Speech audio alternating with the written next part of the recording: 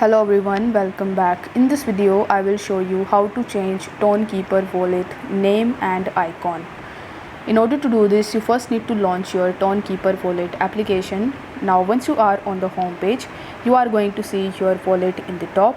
So you need to tap on the wallets tab and then you are going to see your current wallet.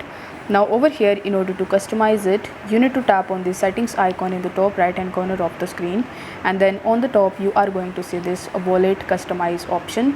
So if you tap on it, you will be landed on this page where in order to change your wallet name, you just have to rewrite the wallet and you just have to type your name into this section. Then you are going to see various types of theme and various types of colors over here. So you just have to select any of the colors that you want to give to your wallet.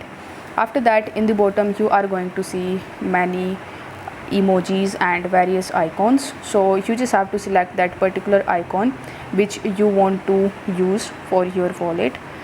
After that, you need to tap on the save button in the bottom, and as you can see over here that I have successfully changed my name as well as the wallet icon in the Tonkeeper wallet. So I hope this video was helpful, and if it was, then don't forget to like the video and subscribe to the channel. Thank you so much for watching.